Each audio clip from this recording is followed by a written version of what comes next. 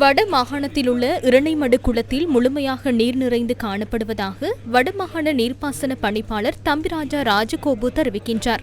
36 அடி நீர்மட்டத்தை கொண்ட இரணைமடு குளத்தில் இன்று 35 அடி நீர்மட்டம் அதிகரித்து காணப்பட்டது. மாகாண நீர்ப்பாசன திணைக்களம் வடமாகாணத்தை பொறுத்தமட்டில் 53 நீர்ப்பாசன குளங்களை நாங்கள் பராமரித்து வருகின்றோம். கடந்த டித்வா காலத்தில் பெற்ற மழையை பொறுத்து இம்முறை அனைத்து குளங்களும் முற்றாக நீர் நிறைந்து நின்றதால் 81.5% நாங்கள் பயிற்சியை மேற்கொண்டு வருகின்றோம். கடந்த வருடம் இது 74% இருந்தது. இம்முறை இது உயர்ந்திருக்கின்றது. இதில் நெற்செய்கையாக 53,084 ஏக்கரும் மேட்டு நில பயிற்சியாக 1,631 ஏக்கருமாக நாங்கள் செய்து வருகின்றோம். இதில் 12 குளங்களில் 100% பயிற்சியை மேற்கொண்டு வருகின்றோம். இதில் முக்கியமாக இரணைமடுவை பொறுத்தமட்டில் 100% நாங்கள் சிறுபோக பயிற்சியை மேற்கொண்டு வருகின்றோம்.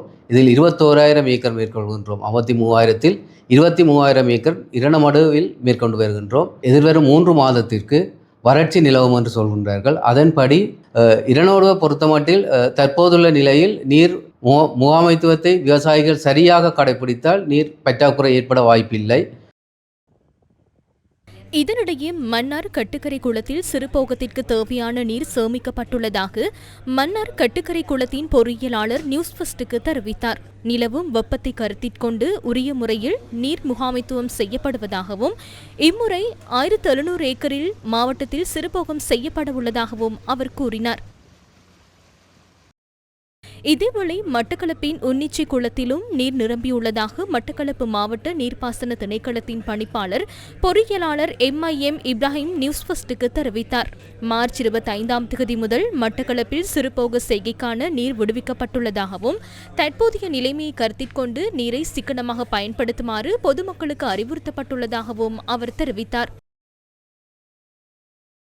இதனிடையே தற்போதைய வெப்பத்துடனான வானிலை மின்சார உற்பத்தியில் பாதிப்பை ஏற்படுத்தும் என யாழ் பல்கலைக்கழகத்தின் பேராசிரியர் நாகமுத்து பிரதீபராஜா தெரிவிக்கின்றார். நீர்மின் உற்பத்தியை பொறுத்தவரையில் இந்த அதிகளவான வெப்பநிலை என்பது அதிகளவிலான ஆவியாக்கத்தை ஏற்படுத்துவதற்கான வாய்ப்புகளை கொண்டிருக்கின்றது.